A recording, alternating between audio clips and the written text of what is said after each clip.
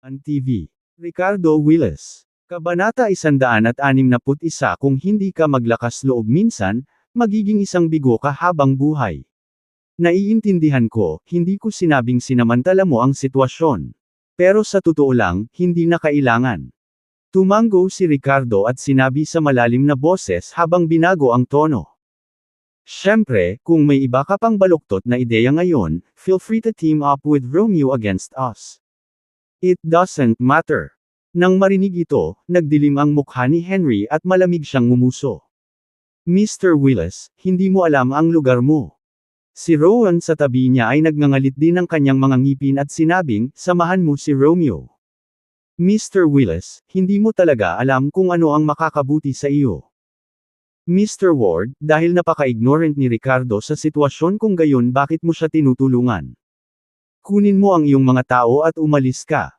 Nakita ni Romeo ang mga bagay na lumala hanggang sa puntong ito at isang malamig na ngiti ang lumitaw sa kanyang mukha.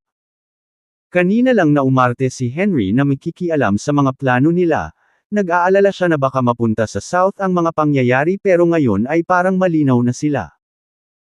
Pinlano pa niya kung ipipilit ni Henry na tulungan sina Ricardo at Mason, kailangan nilang umalis nang hindi nagagawa ang kanilang layunin na mangangahulugan ng pag-abandona sa hideout ni Mason. Lalagyan ng nobela. Kung tutuusin ang mga eksperto sa pamilyang Lowe na ito na kasama niya ay madaling makalusot sa ibang lugar na kabilang sa gang ni Mason, kaya hindi na nila kailangang ipagsapalaran na masaktan para lang sa isang Gold Coast club. Siyempre, kung nangyari iyon, hindi siya papayag, ngunit ngayon ay tila hindi nagpapasalamat si Ricardo dahil sa mga bagay sa pagitan nila ni Henry ay naging hindi kasiya siya. Haha, ito ay simpleng paghihirap sa sarili. Nakahinga ng maluwag si Elisa sa sandaling ito, eksakto. Kung may gustong mamatay, hayaan mo na. Mr. Ward, why bother trying so hard when dealing with someone like Ricardo who thinks nothing of others? He is destined to be isolated from everyone else. Harlow gloated maliciously habang pinupukaw ang gulo. Dahil kay Ricardo kaya siya pinahiya ni Capper sa publiko kaya wala siyang ibang gusto kundi balatan siya ng buhay. Huminga ng malalim si Henry habang nakatingin kay Ricardo ng may yelong tingin habang dahan-daang sinabing, sige. Sige. Sinabi ko na kanina na observer lang ako pumunta dito. Wala siyang pupuntahan. Gusto pa rin niyang makita kung paano eksaktong plano ni Ricardo na suwayan ang lahat. Sinabi sa kanya ni Riva at Kaylan kanina na ang isang tao ay maaaring magpalipat-lipat. Well, hindi siya naniwala. Enough talking nonsense already. Let's resolve this quick. Kailangan ko pang umuwi at makasama ang anak ko. Sa sandaling iyon, naiinip na ikanaway ni Ricardo ang kanyang kamay at hinimok si Romeo, hindi ka ba lalaban? Halika na. Sa hangin ng determinasyon, humakbang siya patungo kay Romeo at sa mga bihasang mandirigma ng pamilya Lowe. Isang tao ba talaga ang makakalaban ng isang grupo ng mga tao? Napatingin ang lahat kay Ricardo na parang baliw. Good. Dahil gusto mong mamatay, pagbibigyan ko ang hiling mo. Ngumisi si Romeo. Ipinakita rin nina Elisa at Harlow ang kanilang malupit na intensyon. Kinasusuklaman nila si Ricardo higit sa anupamang bagay sa mundo. Ngayon ay sa wakas ang kanilang pagkakataon na patayin siya. Pinaikit nina Henry at Rowan ang kanilang mga mata na may mapanuksong pagwawalang bahala. Brian, di ba dapat hayaan na lang natin? Hindi na kailangan magpigil. Samantala, nagngangalit si Mason sa pag-aatubili at kawalan ng pag-asa habang sumisigaw siya patungo kay Ricardo. Dati, ayaw niyang yumuko kay Romeo dahil nangako si Ricardo sa kanya na pupunta siya rito. Napahawak si Mason sa isang kislap ng pag-asa habang hinihintay ang pagdating ng kanyang bayaw. Gayunpaman, bagamat dumating si Ricardo dito mag-isa nang walang anumang backup. Si Mason ay ganap na nawalan ng pag-asa. Wala nang natitira sa kanya ang fighting spirit. Mas mabuti pa na tuluyan na siyang umalis sa underground forces ng Edoland kaysa ipagsapalaran ni Ricardo ang lahat para sa sarili niya ngayon. Mag-isang lumakad si Ricardo patungo sa mga bihasang mandirigma ng pamilya Lowe na nagparamdam kay Mason na walang magawa ngunit lumipat sa loob. Kahit na ayaw niyang ipagsapalaran ni Ricardo ang lahat para sa kanya sa pamamagitan ng pagkamatay sa lugar na ito. Malamig na sigaw ni Ricardo bago dahan-dahan ngunit mariin na binibigkas ang bawat salita, Mason. Tandaan mo itong mabuti. Sa buhay ng isang tao ay may mga pagkakataong kailangang lumaban ng husto. Kung hindi ka maglalakas loob na gawin ito kahit isang beses, anong klaseng tao ka? Nagpatuloy siya sa mayabang na tono habang nakatingin sa lahat ng nasa paligid nila, bukod sa mga grupo ng mga walang kwentang ito. Hindi sila worth it. Sa sandaling nahulog ang mga salita, nanginginig si Mason at naramdaman ang pagkulo ng kanyang dugo sa sandaling ito. Siya ay palaging layaw mula noong siya ay bata, at kahit na siya ay isang underground boss sa Edoland sa loob ng ilang taon, hindi ito isang bagay na ipinaglaban niya para sa kanyang sarili. Sa madaling salita, hindi pa nakaranas si Mason ng anumang mga pag-urong o anumang bagay na nangangailangan sa kanya na lumaban ng desperado. Gayunpaman, sa ilalim ng kasalukuyang sitwasyon ngayon, sa wakas ay naramdaman niya ang kawalan ng kakayahan at pagkabigo. Sa puntong ito, malalim na nakaukit sa kanyang puso ang mga salita ni Ricardo. Ang pangungusap na ito ang nagpalakas sa kanya ng loob na harapin ang kamatayan kapag nahaharap sa kahirapan pagkaraan ng ilang ulit. Siyempre, ang lahat ng ito ay mga kwento para sa isa pang araw. Sa pagkakataong ito, muling kinilig si Mason kasama si Dennis at iba pang katabi niya na nabuhayan din ng loob sa sinabi ni Ricardo. Patayin! Umungol ng malakas si Mason. Mr. Willis, nandito kami para tulungan ka kasama si Mason. Magkasama. Labanan hanggang dulo. Puno rin ng momentum sina Dennis at iba pang alipors ni Mason nang sumugod sila kay Ricardo patungo sa kampo ni Romeo. F***ing idiots na hindi alam ang kanilang lugar. Nakita ni Romeo ang nangyayari. Naging madilim at malamig ang ekspresyon niya. Ang sumunod na segundo ay nagdala ng kalupitan at bangis habang ikinakaway niya ang kanyang kamay kay Charlie, atake them without mercy. Maaari siyang maging walang awa kahit kay Victoria. At dahil gustong-gusto ni Ricardo at Mason ang kamatayan, paanong magpipigil si Romeo? Lalo na kay Ricardo ang pagpatay sa kanya ay magdadala ng higit na kasiyahan. Ricardo, mamamatay ka na. Tingin mo matapang ka. Tulala ka lang aso haha. Nanlaki ang mga mata ni Harlow habang tumatawa na parang baliw dahil nai-imagine na niya na nakita si Ricardo na tinadtad ng karne. Sarsa na nagbigay sa kanya ng pakiramdam ng mapaghiganti na kasiyahan sa loob ng kanyang sarili. Mamamatay ka gigolo ngayon dahil sa sarili mo. Malamig na tumikim si Elisa habang si Charlie naman ay sumangot ng masama bago umabant matapos mag-utos si Romeo. Nangunguna sa iba pang mga eksperto ng pamilya Lowe sa likod niya na bumubuo ng isang hindi mapigil ang puwersa tulad ng isang unos na umaagos patungo sa Ricardo. Ricardo, kahit na naawa ka last time, but if it is your own doing, then you can't blame anyone else but yourself. Kahit na higit pa ang lakas mo sa akin, ang pagharap sa napakaraming eksperto ay nagtataguyod ng tiyak na kamatayan. Tahimik na nag-isip si Charlie sa kanyang sarili. Sir, ano po ang dapat nating gawin? Bulong ni Rowan kay Henry sa kabilang side. Ngumuso ng masama si Henry at ipinikit ang mga mata. Tingnan muna natin. Kung maaari, mailigtas natin ang buhay ni Willis. Kung tutuusin, kailangan pa siya ni Kaylan para ipagamot siya muli. Sa kanila naman ni Mason, hindi na. Ngunit bago pa niya matapos ang kanyang pangungusap, bigla siyang tumigil sa kanyang kinatatayuan. Sa sumunod na sandali, hindi makapaniwala ang ekspresyon ng mukha ni Henry. Kabanata 162 mayroon akong bayaw. Nahaharap sa kaso ng 24 na bihasang mandirigma mula sa pamilya Lowe, malamig na bumantong hininga si Ricardo. Isang surge of battle intent at walang hangganang pangangibabaw ang tumaas sa kanyang mabituing mga mata. Itinaas niya ang kanyang kanang paa, dala ang malakas na momentum, at tumapak ng malakas sa lupa. Boom boom boom. Isang dumadagandong na tunog na tulad ng isang tinig na kulog ang bumulaga sa lahat habang ang isang kamangha-manghang eksena ay bumungad sa kanila. Isa-isang itinapon sa ere si Charlie at iba pang bihasang mandirigma mula sa pamilyang Lowe na umaarangkada at pinalipad sa pamamagitan ng pagtapak ni Ricardo. Puff puff puff. Sunod-sunod ang tunog ng pag-spray ng dugo mula sa kanilang mga bibig. Kahit na ang apat na eksperto sa Dark Force tulad ni Charlie ay hindi nakaligtas. Napuno ng ulap ng dugo ang hangin, na bumubuo ng maliwanag na pulang ulap ng dugo sa gitna ng hangin.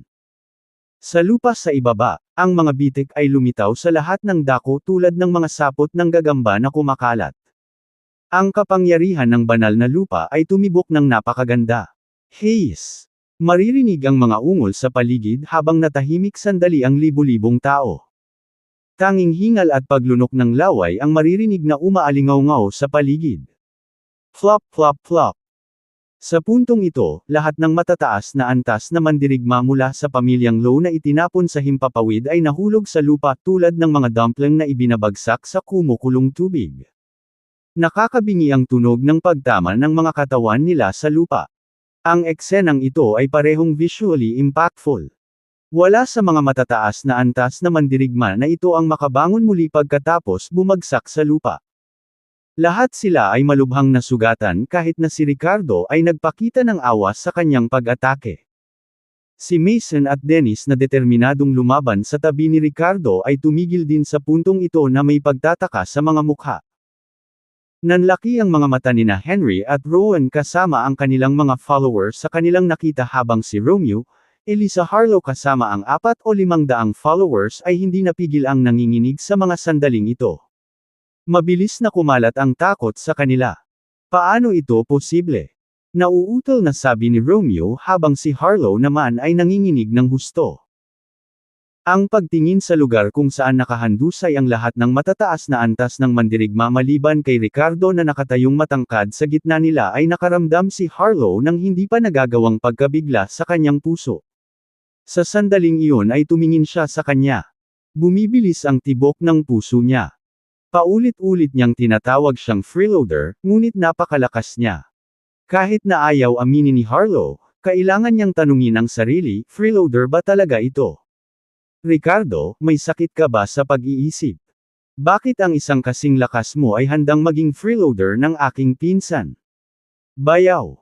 Sa sandaling ito, bumalik si Mason sa kanyang katinoan at tuwang-tuwa na sumigaw. Mr. Willis! Mr. Willis!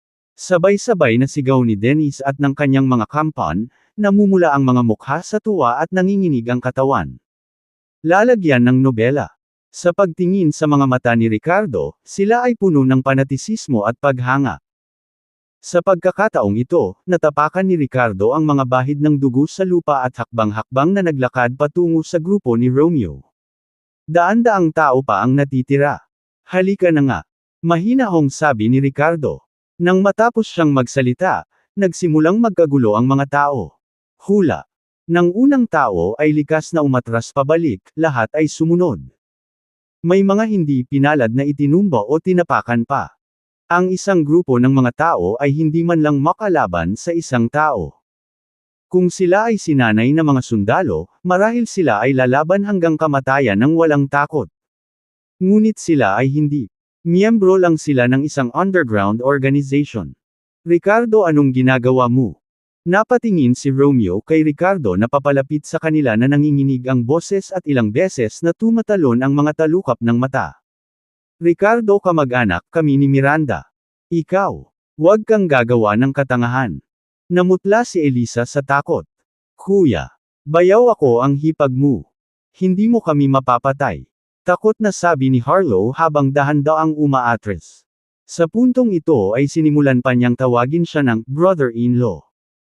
Malamig na tumingin sa kanila na may mapang-asar na mga mata na puno ng panunuya. Nagsalita si Ricardo, dapat mong ituring ang iyong sarili na maswerte na kamag-anak ka ni Miranda. At higit sa lahat, dapat mong pasalamatan ang iyong sarili. Dahil hindi mo sinaktan si Mason nang dumating ako. Hindi ko kayo papatayin, guys. Umalis kayo dito. Sa huli, umungol ng malakas si Ricardo bago tumalikod na nag-iwan ng mga bahid ng dugo sa buong lupa kasama ang isang grupo ng mga taong nagulat na hindi makapaniwala sa nangyari. Masyadong nasugatan ang mga eksperto ng pamilya Low para gumawa ng anuman, iniwan ang 4 o 500 nasasakupan dito na nanginginig at nagkatitigan. Umalis ka na dito. Dalhin mo itong mga basura. Kinaweyan ni Ricardo ang kanyang kamay sa 4 o 500 tao at malamig na sinabi. Pakiramdam ng mga taong ito ay parang nabigyan sila ng amnestia. Ang ilan sa kanila na mas magalang ay binuhat si Charlie at iba pa, tumakas sa takot. Mr. Willis. Pasensya na po sa kanina. Napalunok ng mariin si Henry, puno ng takot ang mukha habang pilit na nagsasalita. Humakbang pasulong si Rowan, hinuranggan si Henry sa harap niya na may matigas na ekspresyon. Mr. Willis, Mr. Ward was encouraged by me. Nung dinala niya yung mga tao kanina, para talaga tulungan si Mason. Pinili nilang tumayo ng walang ginagawa bago ang sandaling ito kahit na sinamantala nila ang sitwasyon. Gusto nilang gamitin ang pagkakataong ito para manalo kay Mason at sa mga tapat sa kanya.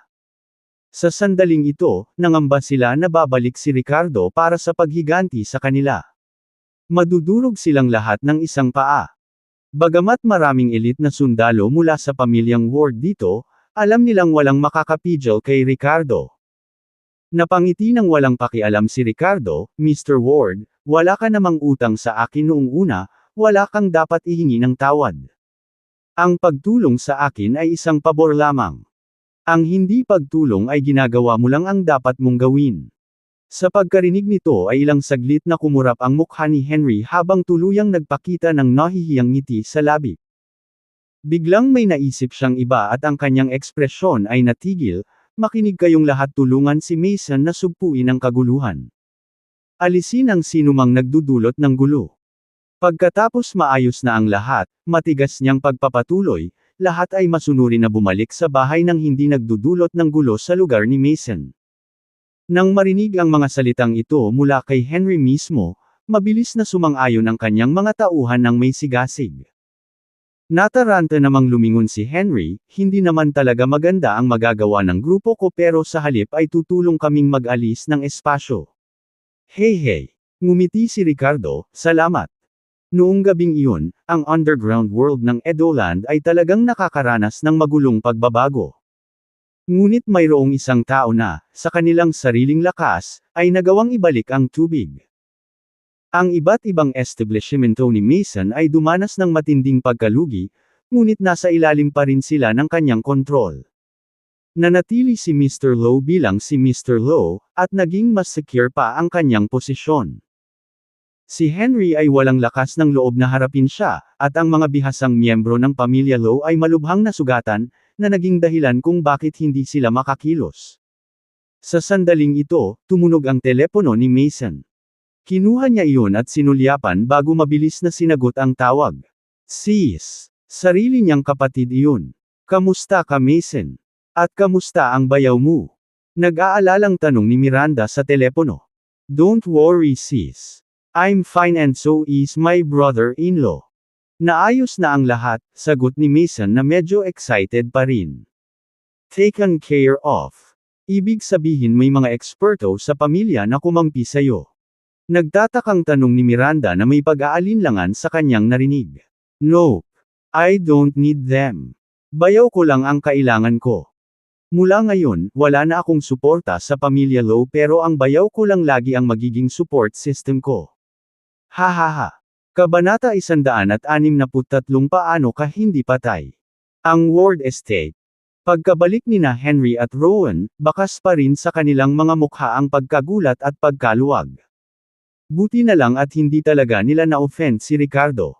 Sina Eric, Kaylan, at Riva ay nasa isang silid na umiinom ng tsaa naghihintay ng balita. Nais malaman ng lahat ang kinalabasan ng mga kaganapan ngayong gabi. Riva, nanalo ka. Napabuntong hininga si Henry pagka-uwi niya. Nanalo ako. Nagtaas ng kilay si Riva bago tumawa. Oo naman. Sabi ko naman sa'yo eh. With curiosity and anticipation written on her face, she asked, talaga bang kinuha ni Ricardo ang lahat ng mga eksperto ng pamilya Lowe mag-isa? Ang labanan ay dapat na matindi at nakakagulat. Napatingin din sina Eric at Kaylan kay Henry na may pagtataka. Gusto rin nilang malaman kung ano ang nangyari. Pero ngumiti lang ng mapait si Henry habang umiiling. Ito ay tiyak na nakakagulat ngunit hindi matindi sa lahat. Pagkatapos ay itinaas niya ang isang daliri na nagsasabing, isang sipa lang ang ginamit ni Ricardo para masugatan ang lahat ng eksperto ng pamilya Lowe. Hindi niya sila pinatay ngunit ang kanyang kakayahang kontrolin ang sitwasyon ang siyang talagang nakakatakot sa kanya. Kung pinatay ni Ricardo ang lahat mula sa pamilya Lo ngayong gabi, maaaring hindi ito kagulat-gulat dahil makikita nito na hindi niya mapigilan ang kanyang sarili maliban kung gagawin niya ang lahat. Ngunit hindi iyon ang nangyari. Sa halip ay nasugatan niya sila nang hindi pinatay ng lubusan. Ano? Isang sipa. Paanong posible iyon? Maging si Riva na lubos na naniniwala kay Ricardo ay nagulat sa paghahayag na ito. Mas nabigla pa sa kanya sina Kaylan, Eric, at Gabriela. Sandaling namayani ang katahimikan sa sala habang sinusubukang ay proseso ng lahat ang kanilang narinig. Makalipas ang kalahating oras. Isang lalaking may tinirintas na buhok na natatakpan ng plaster ang mga paay dinala sa silid. Malamig na tumingin sa kanya sina Eric at Henry. Braid, matigas na sabi ni Henry habang nakatitig sa kanyang nasasakupan. Tell me again how exactly did Ricardo disabled you from head to toe? Huwag mag-iwan ng anumang detalye. Mas matalas ang titig sa kanyang mga mata kaysa dati na nagpapabagabag sa pakiramdam ni Braid nang magsalubong ang kanilang mga titig. Ako. Nakaramdam ng biglaang takot si Braidman sa kanyang puso at nauutal, ako. Hiniling sa akin na kunin ang pera at. Matapos siyang pakinggan ay namutla sa galit ang mukha ni Henry habang nagngangalit ang mga ngipin. Malamig na sumangot si Eric, puno ng panganib ang kanyang mga mata. Hinawakan ni Henry ang buhok ni Braidman mula sa likuran at tinanong ang bawat salita, ibig mong sabihin may nagbayad sa iyo para ibenta ang anak ni Mr. Willis sa kabundukan. I just wanted to scare him. Ramdam ni Braidman ang nakakatakot na ekspresyon sa mukha ni na Henry at Eric at takot na nagsalita. Bakit hindi ka nalang pinatay ni Mr. Willis? Kinagat ni Henry ang kanyang mga ngipin habang hinahampas ang mukha ni Braidman. Alam nila ni Eric kung gaano kahalaga si Ricardo sa anak niyang si Nora. Inimbestigahan nilang mabuti si Ricardo at alam niyang gagawin niya ang lahat para sa kanya, kahit magbenta ng kidney. Isinakripisyo pa niya ang kanyang sarili para sa kabayaran ng mabangga siya ng sasakyan. Paano nila nasasabing kikidnapin nila ang anak ni Ricardo? Paanong hindi lumaban si Ricardo? Henry, Ricardo left you enough face. Napabuntong hininga si Eric. Alam ko. Mapait na ngumiti si Henry na gusto niyang tadtad ng Braidman. Hindi niya nabanggit ito dati. Rowan, ilayo mo siya. Huwag mo na akong makitang muli. Sa sumunod na segundo, itinuro ni Henry ang Braidman na may mga ngipin. Sa susunod na umaga. Marahil bilang gantimpala para sa mga kaganapan kagabi, sa wakas ay iniligtas ni God CEO si Ricardo ngayon nang hindi siya pinahirapan sa trabaho matapos ihatid si Miranda sa gusali ng kumpanya. Matapos ligtas na ihatid si Miranda sa trabaho, nag-iisang nagtungo si Ricardo sa bulubunduking lugar sa labas ng bayan kung saan muli niyang inakyat ang tuktok na iyon na tumulong sa paglusong sa kaharian ng Apishia kagabi. Mayroong ilang pagkakaiba sa pagitan ng mga urban na lugar at bulubunduking lugar sa mga tuntunin ng espiritual na enerhiya. Bagaman pareho silang payat, mas mabuti pa rin ito kaysa wala. Dahil kulang sa anumang bottleneck matapos masira ang lupain ng Apishia, nahawakan ni Ricardo ang pagtatanim na parang pagkain o tubig. Nilinaw ng insidente kahapon kung gaano talaga kahalaga ang lakas. Kahit na ang mundong ito ay maaaring sibilisadong lipunan na ngayon, ang batas ng kalikasan ay nalalapat pa rin, ang malakas na biktima ng mahihina.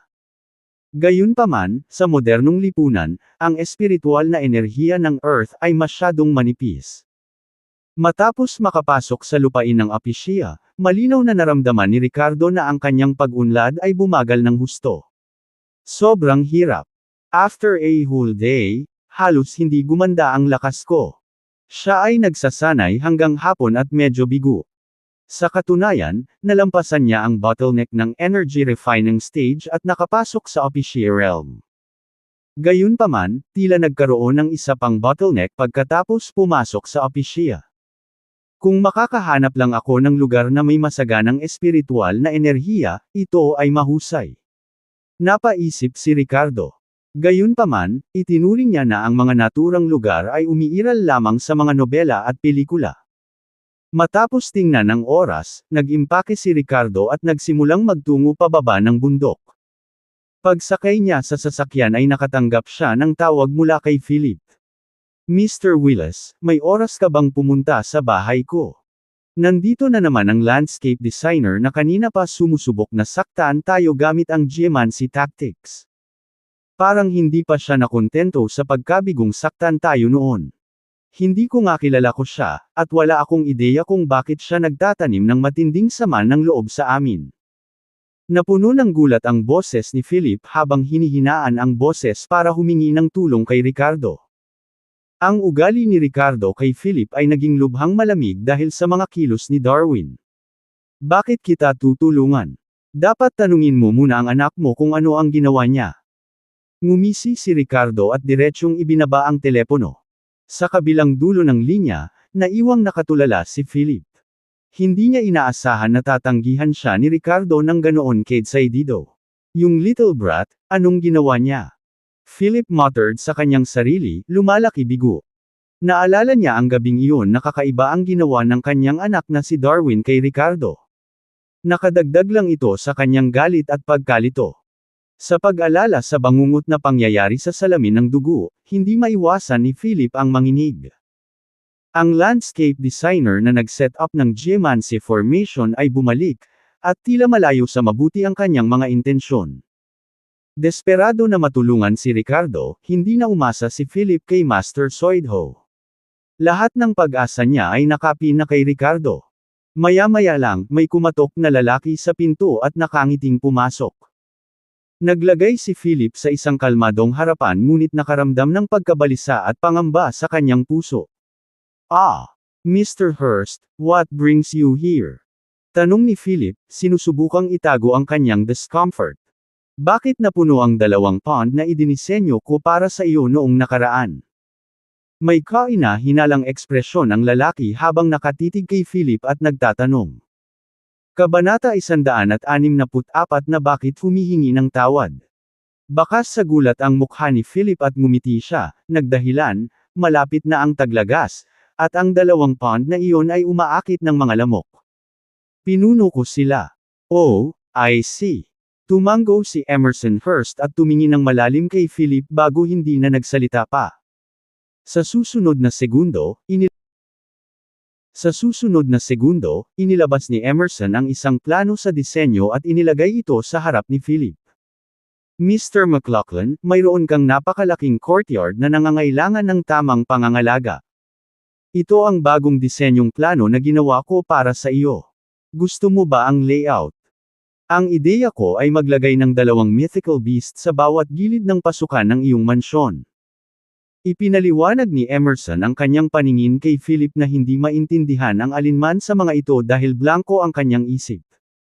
Nakaramdam lang siya ng pag-aalala at pagdududa na gagamit si Emerson ng geomancy tactics para saktan muli ang kanilang pamilya. Ano sa tingin mo tungkol dito Mr. McLaughlin? Mr. McLaughlin, anong iniisip mo? Pagkatapos magsalita ni Emerson, tinanong niya si Philip na mabilis na tumango at sinabing, Good.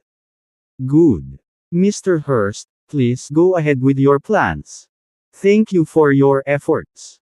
Hindi siya naglakas loob na magpakita ng ibang reaksyon ngunit nagpanggap na ayos lang ang lahat sa kanya. Walang anuman. Ito ay aking propesyonal na trabaho. Nakangiting sabi ni Emerson habang may malamig na liwanag na kumikislap sa kanyang mga mata. Matapos ang enkwentro na ito nang lumabas si Emerson sa silid, sinubukang tawagan ni Philip si Ricardo ng ilang beses ngunit walang sumasagot sa telepono na lalong ikinabahala niya kaysa kanina kaya tinawagan niya ang isa sa kanyang pinagkakatiwalaang empleyado, Bilasan mo. Alamin kung nasaan si Mr. Willis. Ay matatagpuan sa anumang paraan na kinakailangan. Sabihin sa akin sa lalong madaling panahon. Samantala, pagkababa lang mula sa pakikipag-usap kay Philip sa telepono, tumawag kaagad ang isa pang numero sa linya ng telepono ni Ricardo pagkatapos. MS Fields. Magalang na dinampot ni Ricardo kung sino ang tumatawag. It was Nora's teacher calling from her class which voice sounded serious when she asked, Is this Nora's father Mr. Willis? Yes. MS Fields anong maitutulong ko sa'yo? Nakaramdam ng kaba si Ricardo nang maramdaman ang kanyang saloobin sa linya ng telepono. Ito ay tila isang karaniwang problema sa mga magulang ang pakiramdam na hindi mapalagay kapag nakikipag-usap sa guro ng kanilang anak. Lalo na kapag seryoso ang tono ng kabilang partido. Mr. Willis, pwede bang pumunta ka kaagad sa school? Nakipag-away si Nora sa kaklase niya kahapon, at dapat alam mo yun, di ba? Ngayon, pumunta ang mga magulang niya sa paaralan at umaasa na makakarating ka at maresolba. Bagay na ito, sabi ni Alicia Fields. Sige, papunta na ako dyan, saglit na nag-alinlangan si Ricardo bago pumayag. Nagulat siya na ang mga magulang ng kabilang partido ay nakahanap na nga ng daan patungo sa paaralan. Hindi sineryoso ni Ricardo ang pag-aaway at paglalaro ng mga bata. Nang hindi masyadong nag-iisip tungkol dito, mabilis na binilisan ni Ricardo ang kanyang bilis. Makalipas ang kalahating oras, dumating siya sa Eastview Kindergarten. Pasado 3:00 na ng hapon at maraming magulang ang naghihintay sa labas para sunduin ang kanilang mga anak. Dahil isa ito sa pinakamahuhusay na maharlikang kindergarten ng Edoland, napakaraming mag-agarang sasakyan ang nakaparada sa labas ng gate ng paaralan. Ang mga Audis at BMW ay hindi kakaiba. Pagpasok sa opisina ni Alicia, nakita niya ang isang babaeng guro na nasa early 20s na humihingi ng tawad sa isa pang babaeng may kulot na buhok na mukhang galit. Ang batang guro ay ang homeroom teacher ni Nora na nagngangalang Alicia. Sa tabi niya ay nakatayo ang isang matandang babae na nakasuot ng black-rimmed na salamin na ang estilo ng pananamit ay nakahilig sa kaseryosohan. Siya ang principal ng Eastview Kindergarten. Gayunpaman sa kasalukuyan ay may ngiti din siya sa kanyang mukha habang sinasamahan ang bal-isang babaeng ito. Pumwesto si Nora sa likuran ni Alicia na may kaba at hinaing sa maliit na mukha habang ang isa pang chubby na batang lalaki ay nakahawak sa kamay ng kanyang ina na mabangis na nakatitig kay Nora na may pagmamalaki na nakasulat sa buong mukha. Daddy. Sa pagkakataong ito ay nakita ni Nora si Ricardo at agad na tuwang-tuwa na tumawag habang mabilis na tumakbo. Mabuting babae. Magiliw na tinapik ni Ricardo ang ulo ni Nora habang marahan itong inaalo. Ang mama ni Jamie, nandito ang magulang ni Nora, sabi ni Alicia sa middle-aged nursery director. Sinulyapan ng nasa katanghaliang gulang na direktor si Ricardo at saka ngumiti, hinarap ang kulot na buhok na babae. Madam, aminado kami na may mga pagkukulang sa aming pangangasiwa sa kindergarten, at humihingi ako ng paumanhin para doon. Gayunpaman, ang karamihan sa responsibilidad ay nasa kabilang partido, hindi ba? Si Molly Foster, ang kulot na buhok na babae, ay lumusab, tinuro si Ricardo, at nagtanong, paano mo tuturuan ang bata? Pag-aaral naman akit ng mga tao sa murang edad, nagsusulong ka ba ng pagkadelinkwensya? Tingnan mo kung ano ang ginawa niya sa aking anak. Habang nagsasalita siya, hinailan niya paarap ang kanyang chubby little boy at ipinakita si Ricardo. Talagang namamaga at bogbog ang mukha ni Jamie. Daddy, hinailan niya muna ang palda ko, naluluhang sabi ni Nora. I know, sagot ni Ricardo bago bumaling muli kay Molly. Hindi ba dapat tinatanong kita kung paano mo tinuturuan ang iyong anak?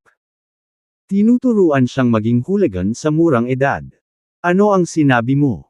Mayabang na sagot ni Molly sabay turo ng daliri sa mukha ni Ricardo.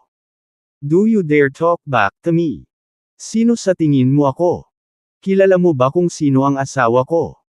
Kung tumawag ako ng isang tawag, ang iyong anak ay mapapaalis sa kindergarten na ito at gagawin ito para hindi na matitiis si Edoland. Para sa iyo. Napangiti si Ricardo nang marinig ang banta nito. Gawin mo para hindi na matitiis si Edoland para sa kanya. Ha! Ngunit ayaw niyang gumawa ng anumang marahas laban sa isang babae. Kung tutuusin, ito ay mga batang naglalaro. Si Ricardo ay palaging isa para sa paglutas ng mga isyu ng mapayapa at hindi paggawa ng mga bundok mula sa mga molehills. Kaya't hindi kumunat ang kanyang mga kilay bago nagtanong, maglalaro ang mga bata na parang mga bata. Hindi na natin kailangang pag-usapan ito ng mga magulang. Ano ang makakapagpasaya sa magulang dito? Ano ang makakapagpasaya sa akin? Panay ang ngisi ni Molly sabay turo sa ilong ni Ricardo gamit ang daliri. Dapat humingi ng tawad ang anak mo sa anak ko. At ang sarili mo naman. Sampelan mo ang sarili mo ng 2 beses at humingi ng tawad. Hindi makapaniwalang tumawa si Ricardo, "You're quite amusing, aren't ya? Are we joking around now?" Sa sandaling iyon, binigyan ng apurahang tingin ni Alicia si Ricardo. "Mr. Willis," she mouthed silently while shaking her head frantically, "I advise that you comply with her demands." Ang ina ni Jamie ay hindi isang taong gusto nila ng gulo. Seryoso ding sumingit ang principal, ang ama ni Nora, matigas niyang sabi. "Mas mabuti kung tapusin na natin ang bagay na ito sa pamamagitan ng paghingi ng paumanhin sa inyong dalawa."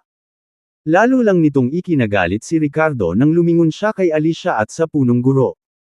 "Her kid started it all by bothering my little girl. Why should we have to apologize? How could you two teachers handle things like this?" Hindi niya maiwasang hindi masiyahan kay Alicia at sa principal ngayon. Naisip niyang tutulong silang mamagitan at makabuo ng patas na solusyon na magbibigay kasiyahan sa magkabilang panig. Ngunit sa kanyang sorpresa, sila ay ganap na kinikilingan at kinuha ang panig ng kausap. "I'm doing this for your own good. Kilala mo pa ba kung sino ang asawa niya? Kung ayaw mong magkagulo sa sarili mo, humingi ng tawad sa anak mo at bigyan mo ng ilang sampal ang sarili mo," nanlamig ang mukha ni Alicia sa narinig. Wika ni Ricardo, at hindi na siya nagpigil. "Tama. Kung hindi ka kasing lakas ng iba, kailangan mong yumuko. Ano ba ang hindi kontento?" Nagsalita din ang principal na may bahagyang ekspresyon sa mukha, nakatingin kay Ricardo na may pagkain at hinamak sa mga mata.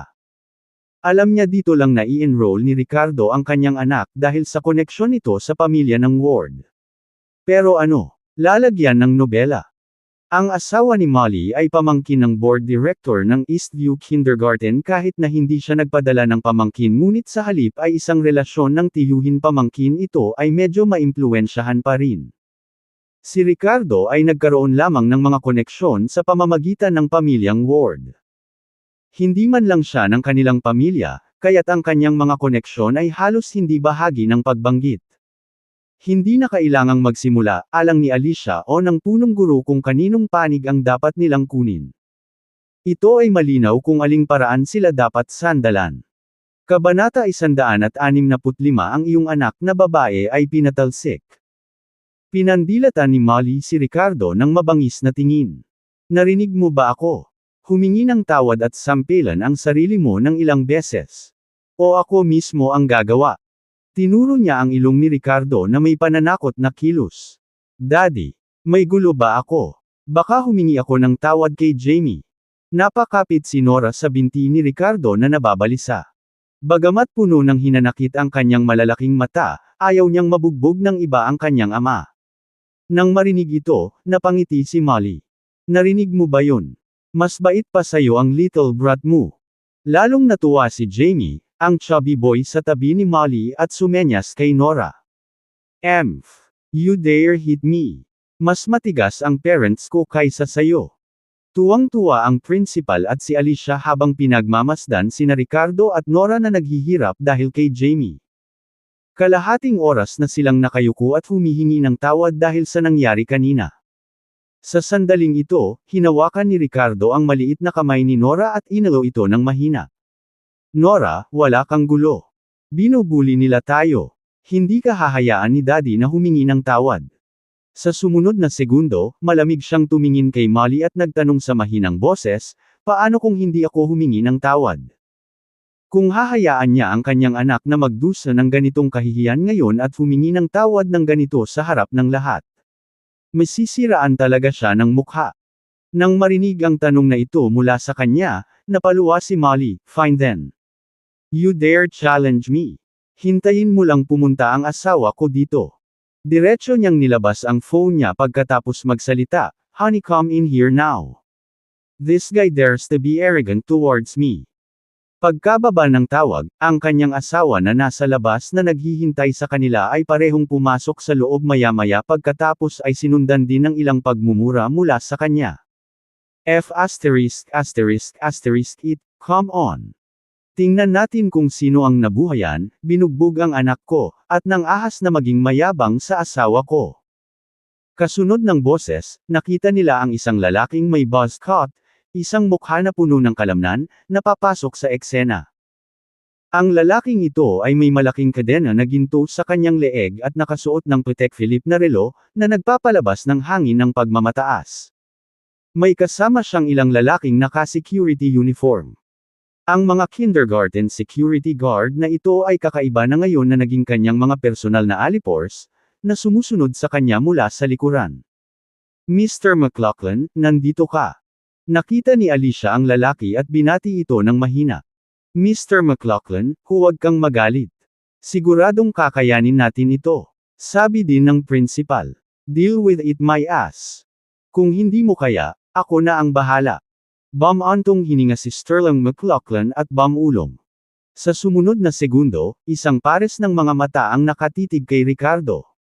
Anong kalokohan ang pinagsasabi mo? Tinuro ni Sterling si Ricardo at nagtanong. Honey, siya na. Bigyan mo siya ng bagbog para sa akin. Mariing deklara ni Molly.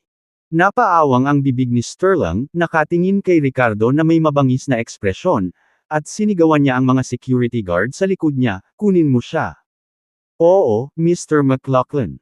Ang kapitan ng seguridad ay mapagpasyahan din at direktang sumang-ayon ng walang pag-aalinlangan.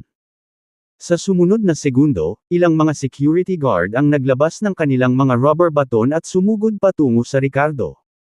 Anak, hahawakan ko ang batang babae na ito para sa iyo, at maaari mo siyang bugbugin mamaya. Tutulungan ka ni nanay at tatay na magpakawala. Sabay usap ng dalaga sa anak na si Jamie. Lalagyan ng nobela. Isang matanda ang gumawa ng kilos na para bang susunggaban niya si Nora at papaluan para sa kanyang anak. At sa sumunod na segundo, isa-isang pinalabas ang mga security guard na sumugod bago pa sila makalapit kay Ricardo. Nagulat ito kay Molly at sa kanyang asawang si Sterling, dahilan upang itigil nila ang kanilang mga aksyon. Sa sobrang takot ng chubby boy ay kinilig siya at mabilis na nagtago sa likod ng sariling mga magulang.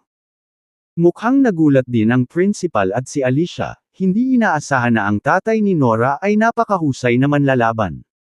You dare to hit them. Alam mo ba? Malungkot na sabi ni Sterling.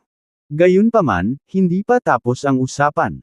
Sinampal siya ng malakas ni Ricardo dahilan para mapaikot siya at bumagsak sa lupa. Kahit ilang ngipin ay pinalipad ng dugo. Ito ay si Ricardo na nagpipigil ng kanyang lakas. Kung hindi, ang isang buong lakas na sampal mula sa kanya ay nakamamatay. You're asking for it. You're done for. Nakita ni Molly na natama ng asawa at agad na pinagalitan at binyantaan si Ricardo. Sampal. Gayunpaman, sinalubong siya ng isang walang kapantay na sampal. Dahil dito, ang dating medyo-medyo kalahati ng mukha ng babae ay namamaga na parang baboy. Tatay, mama, wow! Natakot ang chubby na batang lalaki at umiyak nang makita ang kanyang mga magulang na binugbog ng ganito. Ikaw. Nag-aaway ka pa sa kindergarten. Pangit ang ekspresyon ng principal habang tinatanong si Ricardo. Nora's dad, we called you here to solve the problem. What are you doing? Nagulat si Alicia at likas na nagtanong. Nakipag-away ako. Akmang bugbugin nila ako. Bakit wala kayong sinabing dalawa? Tanong ni Ricardo na may madilim na mukha, na puno ng galit ang kanyang mga mata. You just need to take the beat and apologize. That would have solved everything. Now I can tell you that you're in trouble. Mr. McLachlan is not someone you can mess with. Mukhang hindi kaaya-aya ang mukha ng principal habang tinutulungan si Sterling na tumayo habang humihingi ng tawad sa kanya. Mr. McLachlan, hindi ko akalain na magiging ganito kayabang ang taong ito. Tatawag na ako ng pulis at kukunin siya. Arestado. Lumapit din si Alicia kay Molly at paulit-ulit na humingi ng paumanhin, natatakot na madawit sila dahil binugbog si Sterling sa kindergarten. Tumawag ka ng pulis. Sure thing. Kung may mahuli, sabay tayong mahuhuli. Malamig na tumikim si Ricardo habang binuhat si Nora na kinakabahan at umaaliw sa kanya, ayos lang. Okay lang. I'm telling you today is not yet over. Hintayin mo lang ako. Ipinilig ni Sterling ang kanyang umuugong na ulo habang naglalabas ng dugo sa kanyang bibig habang galit na sumisigaw. You poor man. How dare you hit even our family member from the McLaughlin family? Tapos ka na. Siguradong sisirain ka ng pamilya McLaughlin. Mapait ding nagsalita si Molly. Mr. Willis, responsable kong sabihin sa iyo na ang iyong anak na babae ay hindi pinapayagang mag-aral dito simula bukas. Siya ay pinatalsik. Kumurap ng ilang beses ang principal bago nagsalita sa malamig na tono kasabay ng mga sinabi ni Sterling. Hearing this news made Ricardo asked coldly, bawal na dito ang anak ko. Why not? Ito ay isang piling kindergarten kung saan ang mga bata lamang mula sa mga dekalidad na pamilya ang pumapasok, walang ekspresyon na sagot ng punong guro. Walang lugar dito ang isang batang tulad mo na gumamit ng karahasan. Ang iyong anak na babae ay katulad mo. Sinasaktan ng napakaraming bata sa murang edad. Ang pag-aaral dito ay masisira lamang ang ating kapaligiran sa paaralan. Pagkalabas pa lang ng mga salita sa bibig niya ay nagdilim ang mukha ni Ricardo sa galit. Daddy. Napakapit si Nora sa leeg ni Ricardo, nanginginig ang boses sa sakit at gulat. Napuno ng luha ang malalaking mata ni Nora sa balita ng nalalapit niyang pagpapaalis. Kabanata 166 na sino ang naglakas loob na paalisin. Galit na galit si Ricardo nang maramdaman niya ang pagkadismaya ni Nora nang marinig na siya ay tinanggal. Ang punong guro ay hindi lamang nabigo na kumilos sa panahon ng kanilang salungatan sa mag-asawang McLaughlin, ngunit nagpa siya din na tanggalin si Nora upang masiyahan at paboran sila. Don't worry, Nora. Hindi papayag si Daddy na matanggal ka sa trabaho. Trust me. Mahinang pag-alo ni Ricardo sa kanya. Yeah, Daddy. Ayokong matanggal sa trabaho. Gusto ko nang mag-aral. Umiiyak na pakiusap ni Nora. Haha. Not getting fired. Are you trying to fool your daughter? Let me tell you, if you dare touch us, siguradong mapapaalis ang anak mo sa school. Napangisi si Molly nang marinig niyang inaalo ni Ricardo ang kanyang anak. F***** it. Sa tingin mo gusto mo pa ring mag-aral ang anak mo sa paaralang ito matapos akong masaktan. Mangarap ka. Nagmura si Sterling na may mabangis na ekspresyon sa mukha. Mr. Willis, puntahan mo ako sa opisina ko mamaya at ibabalik ko ang tuition fee mo. Hindi na welcome ang anak mo dito simula bukas. Malamig na sabi ng principal habang pilit na pinapakita ang ugali sa harap ng mag-asawang McLaughlin. Wala akong klase. Wala ring klase ang anak ko. Klase ba ang matabang batang iyon na hilahin ang palda ng anak ko? O yung mga lalaking nakipaggande sa kanya pero hindi naman talaga siya sinaktan. Galit na pinandilata ni Ricardo ang prinsipal at malamig na sinabi, maaari kang pumanig sa kanila sa pagitan ko at ng mag-asawang ito sa lahat ng gusto mo. Ngunit ang paggamit ng edukasyon ng aking anak na babae bilang isang bargaining chip para lamang makakuha sila ng pabor sa 2 taong ito ay gumagawa ka ng isang kasuklam-suklam na mababang buhay. Nang marinig ang pahayag na ito mula kay Ricardo, napangisi ang prinsipal, hindi mo na kailangang sabihin sa akin ang mga walang kwentang bagay na ito. Lahat tayo ay nasa hustong gulang na rito. Ganyan ang lipunang ito ang pamamahala ng pera at kapangyarihan. Lahat. Tinitigan din ni Alicia si Ricardo ng masama, na nagsasabing, sisihin ang iyong sarili sa pagiging walang kakayahan, hindi kayang panindigan ang iyong anak kapag nahaharap sa kahirapan. Wala kang lakas, ngunit ayaw mong sumuko, at iyon ay nagpapahirap lamang sa iyong anak na babae sa tabi mo. Naiinis si Ricardo, at namumula ang mukha habang nakatingin sa kanila. So, ganito pala ang ugali mo bilang mga educators. Sa tingin mo wala akong lakas. You two better remember the things you just said. What's the matter? Trying to intimidate someone? Ano kayang posibleng gawin? Ngumisi si Alicia. Mayabang na dagdag ni Molly, let me tell you, this kindergarten belongs to the McLaughlin family. If you dare lay a finger on us, do you think your daughter will still attend school here? Nang marinig ito, tumaas ang isang kilay ni Ricardo at sumagot, oh. The McLaughlin family. Sino ang McLaughlins? May kaugnayan ba sa iyo si Philip McLaughlin kahit papaano? Mukhang pati ikaw narinig mo na si Mr. McLaughlin ha? Siya mismo ang tiyuhin ni Mr. Sterling. Alam mo ba kung sino ang pinagkakaguluhan mo ngayon? Sagot ng principal. Sina Sterling at Molly ay parehong nagsusuot ng mapagmataas na ekspresyon nang marinig ni Ricardo na binanggit ang pangalan ni Philip. Ipinapalagay nila na alam ng lahat kung sino siya. Ang tito ko ay nasa board of directors para sa kindergarten na ito. Naiintindihan mo ba? Mayabang na pagyayabang ni Sterling. Hey, akala ko nga. Si Philip pala chuckled ni Ricardo bago tinuro ang principal at si Alicia. Sige. Tatawagan ko si Philip ngayon din para hindi na kayo mag-aksaya ng oras. Nang marinig ito, ang dalawang individual ay una nang natigilan bago nagpakita ng mapanuksong ekspresyon sa kanilang mga mukha. Anong sabi mo? Tatawagan mo si Philip. Sino ka sa tingin mo? Ang punong guro scoffed disdainfully. Hahaha. May phone number ka ba ng tito ko? Eto na sige natawagan mo na siya. Tingnan ko kung mag-abala pa siyang sumagot. Tumawa ng malakas si Sterling na para bang may narinig siyang biro o nakakatuwang bagay sa sinabi ni Ricardo kanina. Binaliwala ang kanilang mga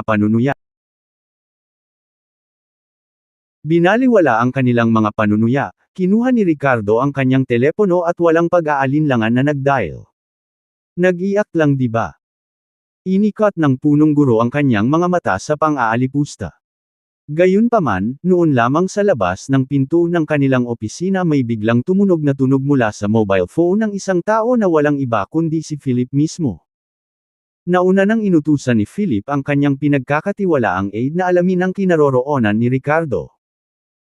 Nang malaman na nasa Eastview Kindergarten si Ricardo, nagmadali siyang, "Hello, Mr. Willis. Mr. Willis. Finally decided to return my calls ha? Nasa Eastview Kindergarten ako. Sandali lang." Kaagad na sumunod ay ang magalang na boses ng isang medyo may edad na lalaki. Lalagyan ng nobela. Nang marinig ang kaguluhan, mabilis siyang lumapit sa opisina. Parehong narinig ni Sterling at Molly ang boses ng taong ito at bumilis ang tibok ng kanilang puso. Nagkatinginan sila na may pagdududa at pagtataka sa kanilang mga mata. Sa sumunod na segundo, bumukas ang pinto ng opisina at pumasok si Philip kasama ang isa sa kanyang mga subordinate. Tiyuhin. Nagbago ang mukha ni Sterling nang makita niya si Philip at sumigaw. Nakatayo doon si Molly na nakatulala. At mabilis na magalang na tumawag si Jamie. Parehong nagulat ang principal at si Alicia ngunit mabilis na tumango habang tinatawag ang Director McLaughlin. Gayunpaman, sa sandaling ito, si Philip ay walang interes sa sinuman. Hindi man lang niya na-acknowledge ang chubby na si Jamie. Mr. Willis. Tulungan mo ako. Gumagawa na naman ng gulo ang hardinero na iyan sa pamilya ko. Dapat tulungan mo akong malutas ang problemang ito. Pagpasok pa lang niya at nakita niya si Ricardo, malungkot ang mukha ni Philip na nagmamakaawa sa kanya. Nang makita ang eksenang ito, nanlaki ang mga mata ni Sterling couple kasama ang principal at si Alicia. Bakas sa mukha nila ang pagkagulat. Si Philip ay talagang magalang kay Ricardo. Ngumiti si Ricardo, "Ikaw ang direktor nitong kindergarten." "Oo, ako nga. Anong problema, Mr. Willis?" Sabi ni Philip na nakatingin kay Nora na marahang hinawakan ni Ricardo sa kanyang kondongan. Hindi pinapansin ang anak ng kanyang pamangkin ngunit magiliw na nakatingin kay Nora na nagsasabing, "Ito ang anak ni Mr. Willis di ba? She's such an adorable little girl. She'll sure grow up to be beautiful just like her mother." "Oh by the way," nakangiting pagpapatuloy ni Philip, "balita ko dito kindergarten din nag-aaral ang anak mo. I will make sure to take extra care of her." Ang marinig ang mga salitang ito habang pinapanood ang eksenang ito ay lubos na nagbago ang mga mukha ni Sterling at Molly. Habang ang principal at si Alicia ay pawis na agad na tumatakip sa kanilang mga noo. Bakas sa mukha nila ang gulat at pagkabalisa. Hey, no need for that trouble anymore, sabi ni Ricardo na walang ekspresyon na umiling. "Ang anak ko ay pinaalis na dito."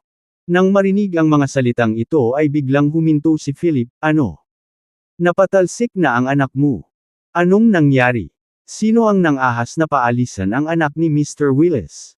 Habang nagsasalita siya, inilibot niya ang tingin sa loob ng opisina. Biglang naging unpredictable ang ekspresyon niya. Pagpasok, nakita niya si Ricardo at napansin niyang engrossed ito sa pakikipag-usap sa kanya. Noon niya na-realize na may mali dito. Sterling, anong ginagawa mo at ng pamilya mo dito? Ms. Johnston, anong nangyayari? Na-expel na ang anak ni Mr. Willis. Kabanata 167 Industriya Scam. Uncle, it's nothing. Just a misunderstanding. Hindi naman tanga si Sterling, masasabi niyang may kailangan si Philip kay Ricardo sa mga sandaling ito. Oo, misunderstanding lang. It's all good. All good. Bulong din ni Molly na may kislap sa mga mata. Mga bata lang ang pagiging bata. Si Lily, ang principal, ay mukhang naguguluhan din. Walang nangyari. Hindi ba't nagtangka kayong dalawa na paalisan ang anak ko sa paaralan at gawin akong hindi makaligtas sa Edoland? Sabi ng principal na ito, magulo ang anak ko at gusto siyang paalisin. At ngayon okay na ang lahat? Tanong ni Ricardo na may kalmadong mukha. Nang matapos siyang magsalita, nagbago ang ekspresyon ni Philip at sumili ang galit sa mukha niya. Sampal! Sampal! Dalawang magkasunod na sampal ang damapo sa mukha ni na Sterling at Molly. Mga bastos kayo. How dare you threaten Mr. Willis? Tinakpan ni na Sterling at Molly ang kanilang mga mukha na may pag-aalala sa kanilang mga mukha. Tito. Nagbibiro lang ako, nauutol na sabi ni Sterling. Tinakpan ni Molly ang kanyang mukha habang tumutulo ang mga luha sa kanyang pisngi. Napapaut ang kanilang anak nang makitang tinamaan ang kanyang mga magulang, natatakot ngunit hindi naglakas loob na umiyak ng malakas. Sabay na kinilig ang principal at si Alicia. Bagamat hindi damapo sa kanila ang mga sampal, namumula pa rin ang kanilang mga mukha. Mr. Willis, ano ba talaga ang nangyari? Sabihin mo sa akin ngayon at talagang tutulungan ko ang anak mo na makamit ang hustisya, matigas na sabi ni Philip. Sa katunayan, walang masyadong nangyayari. Mga bata lang ang naglalaro. Hinayla ng chubby na bata na ito ang palda ng anak ko kaya pinagtripan niya ito. Hindi ito pinabayaan ng dalawa. Nagdala pa sila ng mga security guard ng paaralan. Gusto mo rin akong bugbugin dito. Itong principal at teacher dito, patuloy ni Ricardo habang nakaturo sa kanilang dalawa, nakita nilang nasaktan ang pamangkin mo kaya tumulong din silang kumagat sa akin. Kahit gustong paalisan ang anak ko. Iyon na lang. Balita ko ikaw ang direktor nitong kindergarten. Kaya mo ba ang bagay na ito? Kung tungkol sa sarili niya ang personal, natural na hindi masusuklam ni Ricardo ang pagrereklamo, pero kapag si Nora ang nasangkot, kahit ano pa man ay hindi niya hahayaang magkamali muli ng ganoon ang kanyang anak. Oo nga kung hindi tinanggap ng kindergarten na ito si Nora, sa halip ay makakahanap siya ng iba para sa kanya. Ngunit hindi maalis-alis ni Nora ang anino sa kanyang puso, laging naaalala na siya ay pinatalsik sa paaralan at kailangang lumipat. Sa hinaharap, kapag lumipat siya sa isang bagong paaralan, maaaring hindi niya magawang iangat ang kanyang ulo at maaaring magkaroon pa ng inferiority complex. Hinding-hindi papayag si Ricardo na mangyari ang sitwasyong ito. Kaya maikli niyang ipinaliwanag ang nangyari. Matapos makinig, mariing pinandilatan ni Philip sina Sterling at Molly. Humihingi kayong dalawa ng tawad kay Mr. Willis. Kung hindi kayo mapapatawad ni Mr. Willis ngayon, Sterling, makakaalis na kayo ng asawa mo sa kumpanya. At dapat humingi din ng tawad si Jamie sa anak ni Mr. Willis. Natakot si Sterling at Molly na namutla nang mabalitaan nilang mapapaalis sila sa kumpanya. Ano ang gagawin nila kung hindi sila makapagtrabaho sa McLaughlin's Real Estate sa hinaharap? Paano nila ipagpapatuloy ang kanilang marangyang pamumuhay? Malayong kamag-anak lang sila ng pamilya ni Philip. Hindi pati mga pamangkin niya. Ang relasyon ay hindi malapit o malayo. Dahil sa ugali ni Philip kay Ricardo magalang at sabik na pakiusap walang duda na talagang sisipain niya sila sa kumpanya para kay Ricardo. Mr. Willis, pasensya na. Napapikit ako ng sarili kong paningin. Patawarin mo ako. Lumapit si Sterling kay Ricardo na napakababa ng baywang. Mr. Willis, hindi na ako mangangahas. Isa kang malaking tao na may malaking pagkabukas palad. Patawarin mo sana kami. We were wrong. You must forgive us. Wow wow wow. Naaawang pakiusap ni Molly habang nagpupunas ng luha. Lumapit din ang chubby na si Jamie na puno ng hinanakit ang mukha na may halong takot na gustong humingi ng tawad kay Nora. Nanatiling walang ekspresyon si Ricardo ngunit naiinip na iwinagayway ang kanyang kamay, hayaan mo na ang mga batang tulad niya. Kung hindi na siya mag-asal muli ay ang anak ko na lang ang magpapatalo sa kanya. Kahit nagalit sa nangyari kanina pero hindi yumuko si Ricardo ng napakababa kumpara sa pakikitungo sa mga maliliit na bata. Yes sir, salamat po sir. Jamie, bakit hindi ka magpasalamat kay Mr. Willis? Obsequiously tumango sina Sterling at Molly habang paulit-ulit na yumuyuko bago sinabing, yes sir, thank you sir. Sumunod ding yumuko ang chubby boy, thank you Mr. Willis. Nora, I'm sorry. Ayos lang. Nakangiting umiling ngayon si Nora na kanina pa malungkot sa mga bisig ni Ricardo. Mr. Willis, how do you want me handle these two? Sa puntong ito, itinuro ni Philip sina Lily at Alicia na same time na nagtatanong. Nanginginig silang dalawa na nakatingin kay Ricardo nang may takot at kaba. Mr. Willis, I'm sorry. I promise Nora will receive the best care at school. Oo. Wala nang ibang bata na bubuli kay Nora sa klase niya. Parehong siniguro ng principal at ni Alicia. Pero ngumisi lang si Ricardo at hindi man lang nilingan ang dalawang babae na dapat ay tagapagturo. Hindi ko nais na ang paaralan ng aking anak na babae ay magkaroon ng isang punong guro at mga guro na labis na sabik na pasayahin ang iba at diskriminasyon laban sa mga mahihirap. Ang patuloy na mga taong ganyan sa isang paaralan ay makakasira lamang sa kapaligiran nito. Ano sa palagay mo, Mr. McLaughlin? Binabalik ngayon ni Ricardo ang sinabi ni Lily kanina. Tumango si Philip sa kanyang sinabi habang malamig na hinarap sina Lily at Alicia, natanggal na kayo. Kunin mo na ang sweldo mo sa accounting at umalis ka na rito. Hindi kailangan ng kindergarten ang mga hamak na tulad mo sa propesyon ng pagtuturo. Nang matapos siyang magsalita ay namutla sina Lily at Alicia.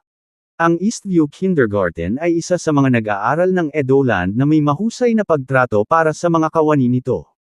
Bukod dito, ang kanilang mga sweldo bilang mga punong guro ay medyo malaki.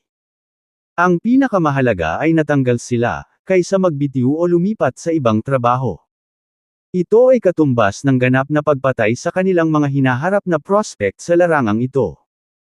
Ang mga pangyayaring ito ay mananatili sa kanilang mga resume. Paano sila maghahangad na maging punong guro o guro sa klase sa darating? Hindi tulad ng mga ordinaryong guro. No. Mr. McLaughlin, please don't do this.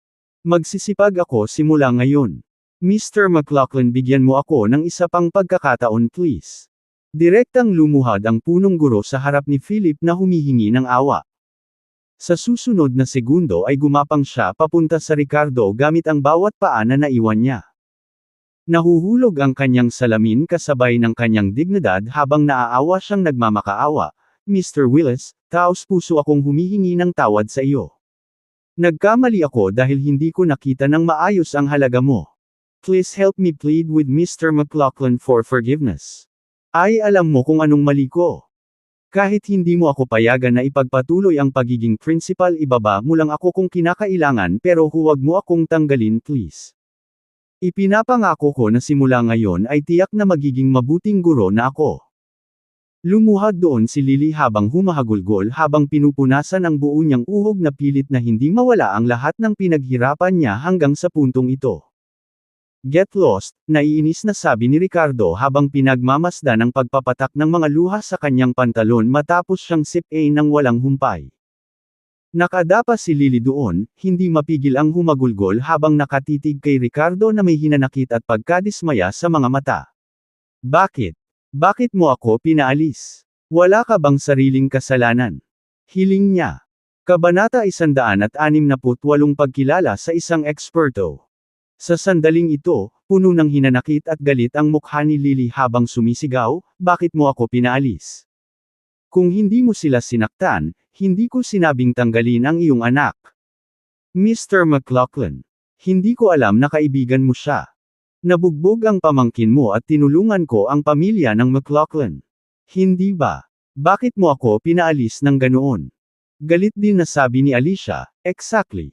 Bakit hindi tayo nagkaroon ng chance? Kumunot ang noo ni Philip at malamig na ngumuso, oh. You think you're right. That's the reason.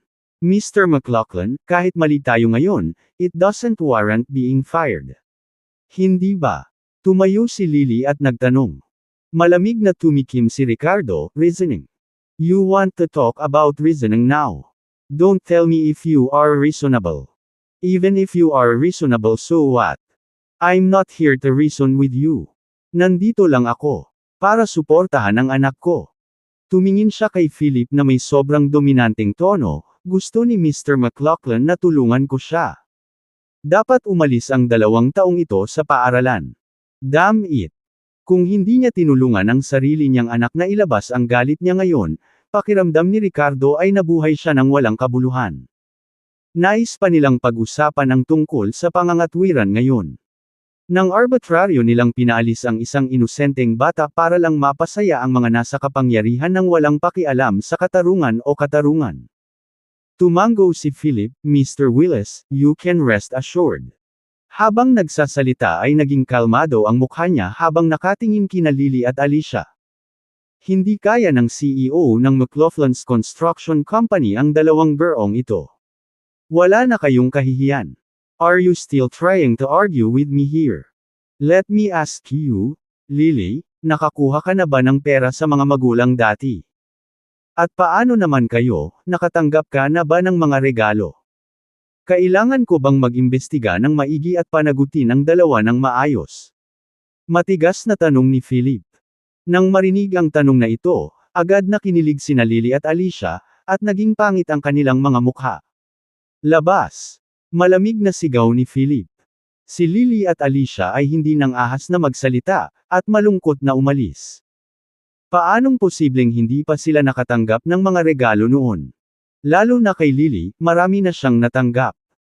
Pagkatapos ng lahat, ang Eastview Kindergarten ay isa sa mga nangungunang elite na paaralan ng Edoland kung saan karamihan sa mga batang pumapasok ay nagmula sa mayayamang pamilya o maharlika. Sa paglipas ng mga taon, nakatanggap si Lily ng mga regalo na nagkakahalaga ng halos milyon-milyong halaga. Kung talagang gusto ni Philip na guluhin sila at sadyang gumawa ng gulo, ang pagpapaalis sa trabaho ang pinakamababa sa kanilang mga alalahanin. Baka makulong pa sila. Matapos ihatid ni Ricardo si Nora palabas ng opisina, tumingkayad ito at kinurot ang pisngi nito. Are you happy staying here for school? Pwede kang ikuha ni Daddy ng bagong teacher kung gusto mo. Si Ricardo ay karaniwang hindi nagpapakilala sa harap ng iba, ngunit tila naging bata siya kapag kaharap si Nora. Ipinagyayabang pa niya ang sarili sa sarili niyang anak. Ngumiti si Nora at mariing tumango. Masaya. Mabuti. She leaned over and gave Ricardo a big kiss on his face while exclaiming, Daddy is awesome. My daddy is the best. Haha, tama na. Tumawa si Ricardo. 4:00 na ng hapon. Oras na para matapos na ang paaralan kaya binalak ni Ricardo na ihatid si Nora ng diretso sa bahay. Sa sandaling iyon, tumakbo palabas si Philip na galit na sumisigaw para kay Mr. Willis. Mr. Willis. Wait up. Isang sigaw ni Philip. Mr. Willis, please help me. Dumating na naman ang hardinero. Pwede ka bang pumunta at tingnan? Sabi ni Philip na may mapait na ngiti. Sinabi ni Ricardo sa malamig na boses, maaari kitang tulungan muli. Ngunit ang iyong anak ay nagtaksil sa akin noon at sinubukan akong sirain, hinihingi ang 50 milyon. Sinabi ko sa kanya na kailangan niyang bayaran ako ng 10 milyon bilang kabayaran. Bilang karagdagan sa pagtulong sa pagkakataong ito, ang pamilya McLaughlin ay kailangang magbayad sa akin ng kabuuang 20 milyon. Nang marinig ito, lihim na isinumpa ni Philip si Darwin sa kanyang puso, na iniisip na palagi siyang nagdudulot ng gulo para sa kanyang sarili. Sa sumunod na sandali, ilang beses na umikot ang mukha niya. Another 20 million. Mr. Willis, di ba? Masyadong mahal. Medyo matarik din ang tingin ko, kaya kalimutan na natin. Nagtataka namang tumanggaw si Ricardo at nagpakawala ng malamig na tawa. Gustong umiyak ni Philip ngunit walang luha. Hindi niya inaasahan na hindi man lang makikipag-ayos si Ricardo at aalis na lang. Sa totoo lang, si Lecol na naniningil ng 10 milyong dolyar at isa pang milyon mula sa kanyang anak ay pinagsama-samang kumita ng 20 milyon na hindi masyadong isinasaalang-alang kung ano ang utang nila sa kanya. Instinctive lang para sa mga negosyanteng tulad ni Philip na subukan pa rin ang pakikipagnegosasyon sa mga presyo. Ngunit sino ang nakakaalam, hindi lalaruin ni Lecol ang mga patakarang iyon. Hindi mahal. 20 milyon lang. Mr. Willis, please help me save my family's lives. Ang salamin mula sa huling pagkakataon ay pinagmumultuhan pa rin siya hanggang ngayon. Sa pag-iisip pabalik sa gabing iyon, kasama ang kanyang asawang umiiyak at naghihiwa ng tela habang nagbibigti, nanginginig si Philip. Wala siyang pag-aalinlangan na kung hindi tumulong si Ricardo ay tuluyang mapapatay ang kanyang pamilya nang walang nakakaalam. 20 milyon ang kayang bilhin ang kanilang buhay. At kahit na sa pagkakataong ito, maaari nitong malutas at ilantad ang hardinero talagang sulit. Sa kabila ng pagkain ni Philip, pinauwi muna ni Ricardo si Nora. Nang makita kung gaano siya kabalisa, hindi napigilan ni Ricardo na imulat ang mga mata. Ang isang geomancy formation ay hindi makakapatay ng tao sa maikling panahon ano ang pagmamadali. 5 p.m. Sinundan muli ni Ricardo si Philip sa McLaughlin's mansion. Pagdating nila sa tarangkahan sa magkabilang gilid ay may dalawang estatwang bato na parang leon na kilala bilang Pisceau na sinasabing nagdadala ng kayamanan at pinahihintulutan lamang ang pera na pumasok ngunit hindi lumabas. Pagpasok sa looban ay nakita nila ang isang matipunong lalaki na nasa edad 30s na namumuno sa grupo ng mga hardinero na abala sa pag-aalaga sa malaking bakuran ng McLaughlin's mansion. Mr. McLaughlin, bumalik ka na. How do you like how I've arranged your yard? Lumapit sa kanila si Emerson na may ngiti sa labi habang lumingon kay Ricardo, at sino kaya ang binatang ito? O kaibigan lang ako ni Mr. McLaughlin dito para bisitahin. Ngumiti si kalmadong kay Ricardo habang pinagmasdan ang buong paligid na pinagmamasdan ang bawat detalye. Nakasunod si Philip sa likuran niya na tila naguguluhan sa lahat ng nangyayari sa paligid niya. Samantalang si Emerson naman ay sumunod na malapit sa kanilang dalawa. Tanong ni Philip, Mr. Willis, may napansin ka bang kakaiba? Bago pa makasagot si Ricardo, naglakad papalapit si Emerson na may lamig na sumilip sa kanyang mga mata, alam mo rin pala ang paghahardin. How do you like my arrangement?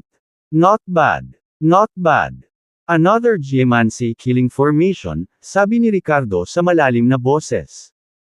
Nang marinig ito, kinilig si Philip. Tumingin siya kay Emerson ng seryoso, kainahinala, at galit na tingin. Naglagay nga ba siya ng mga bitag sa sarili niyang bahay para saktan muli ang mga tao? Saglit na nag-alinlangan si Emerson nang marinig ito, saka ngumiti at nagkunwaring nalilito habang nagtatanong, Bata, hindi ko maintindihan ang sinasabi mo. Anong geomancy killing formation? Hindi ka nagsiset up ng geomancy formation na puyo spitting blood. Hindi naman ako nagkamali, di ba? Walang pakialam na ngumisi si Ricardo. Nang matapos siyang magsalita, pinaikit ni Emerson ang kanyang mga mata at naging ganap na masama ang kanyang ekspresyon. I didn't expect to meet an expert like you. Last time nung set up ko yung dagwang mirror formation, parang nabasag mo din. Kabanata 169 na magkasamang naglilinis. Sapat na ang sinabi ni Ricardo, at alam ni Emerson na nalantad na siya. Sa pagtatanong ng tanong na ito, talagang inamin niya ito. Nanlamig ang mukha ni Philip at bigla siyang umatras na parang si Emerson ay isang uri ng mabangis na hayop. Nakatingin sa kanyang mga mata na puno ng takot at galit. Kung ikukumpara sa mga desperado na iyon, naramdaman ni Philip na mas nakakatakot si Emerson. Ang paraan ng tahimik na pagpatay ng mga tao ay higit na nakakatakot kaysa sa paggamit ng nakikitang mga sandata. Sa kabutihang palad, naimbitahan ngayon si Ricardo sa pag-asang matutulungan siya ng binatang ito na malutas ang kanyang mga problema minsan at para sa lahat. Bilang isang geomancy master na dapat tumulong sa mga tao na iwasan ang mga masasamang espiritu at maiwasan ang mga sakuna, nag-set up ka ng geomancy killing formations para saktan ng iba. Hindi mo ba iniisip na ikaw ay masyadong kasuklam-suklam? Malamig na tanong ni Ricardo. Emerson, wala akong hinanakit sa iyo. Bakit mo gustong ipahamak ang buong pamilya ko? Tanong sa kanya ni Philip na may gulat at galit sa mukha. Walang hinanakit. Ha ha ha. Nakalimutan mo na ba ang mga immoral na ginawa mo noon? Ilang beses na tumawa si Emerson bago nagngangalit ang kanyang mga ngipin habang nagsasalita na may galit. Sino ka? Anong sama ng loob natin? Hindi siguradong tanong ni Philip nang marinig ang pahayag na ito mula sa bibig ni Emerson. Naging mabangis ang ekspresyon ni Emerson habang nakatitig kay Philip na puno ng puot. Dahil hindi ko na kayang patayin ng tahimik ang buong pamilya mo, isa pang paraan ang gagawin. Habang malamig niyang binibigkas ang mga salitang ito habang sinusulyapan si Ricardo, anak, walang kinalaman sa iyo ang bagay na ito. Nasa pagitan ko at ng pamilyang McLaughlin. Kung ayaw mong mamatay, dapat umalis ka na rito. Tumaas ang isang kilay ni Ricardo, sorry about that. Ang pagkuha ng pera ng isang tao ay nangangahulugan din ng pag-alis ng kanilang mga problema. Ngayong araw na ito ay aayusin ko ang usaping ito. Sa pagpunta dito, binigyan na siya ni Philip ng 10 milyong dolyar bilang kabayaran para sa kanyang anak na naghihiganti kay Ricardo. Ganun ba? Saka wag mo akong sisihin sa pagiging impolite. Pananakot ni Emerson. Sa susunod na segundo, isang napakalawak na aura ang lumabas sa kanya. Hindi pa huli ang lahat para magbago ang isip mo ngayon. Hindi lang ako geomancy practitioner kundi isang makapangyarihang mandirigma din. Pagmamalaki ni Emerson. Nanginginig sa takot si Philip sa harap ng gayong kahangahangang presensya. Huwag kang magulo. Ano ba talaga ang nangyayari sa atin? Hindi ba natin ito mapag-usapan ng mahinahon? Samantala, bahagyang damilat si Ricardo ngunit nanatiling kalmado, isang makapangyarihang mandirigma ha. Parang hindi lahat.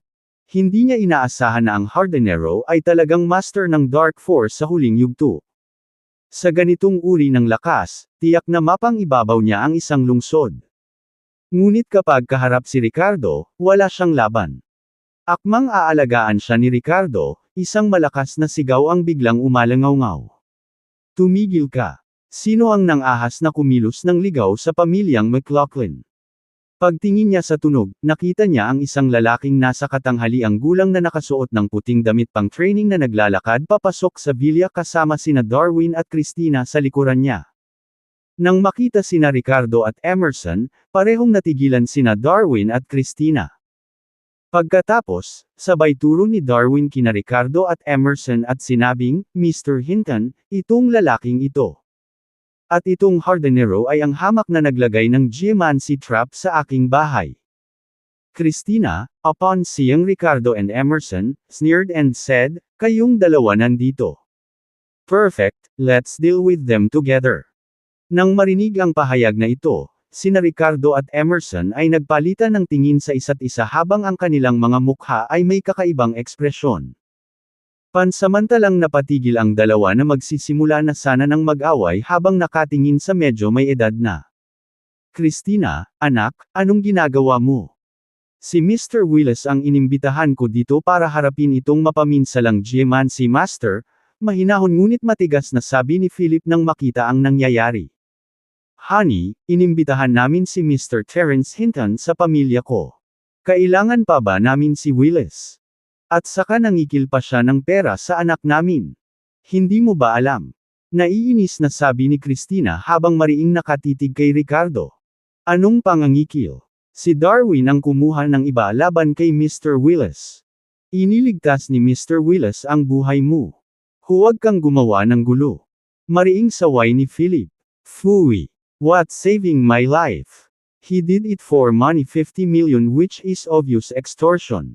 Nagkaproblema ang anak natin dahil karapat-dapat siya. Iniluwa ni Christina ang mga salitang ito habang nakatingin ng masama kay Ricardo. Enough talk already. Christina, you want this to be care of right? Sa pagkakataong iyon ay ikinaway ni Terence ang kanyang kamay bago malamig na tumawa habang mayabang na nakatingin kay Ricardo at Emerson. Tama. Patayin mo agad si Emerson para sa akin. Si Willis naman, bigyan mo siya ng leksyon para mailuwa niya yung 50 million. Tumango si Christina bago nagngangalit ng mahigpit na sinabi. Walang problema, tumango si Terence, at sa sumunod na segundo ay umatake siya, na umatake patungo kina Ricardo at Emerson. Naglabas siya ng malakas at nakakatakot na aura. Siya ay walang alinlangan na isang malakas na eksperto sa Dark Force sa mga huling yugto. Malamig na bamantong hininga si Emerson, alam niyang gustong kitilin ng kanyang kalaban ang kanyang buhay. Hindi siya nagdalawang isip na salubungin ito. Boom! Boom! Boom!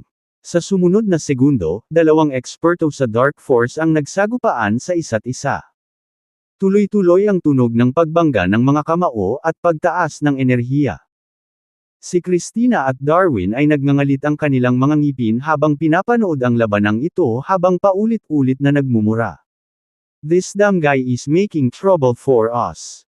I didn't expect he to know martial arts. Pero siguradong hindi siya kapares kay Terence. Naglakas loob siyang mag-set up ng Geomancy killing array laban sa atin. Ngayon ang hatol ng kamatayan niya.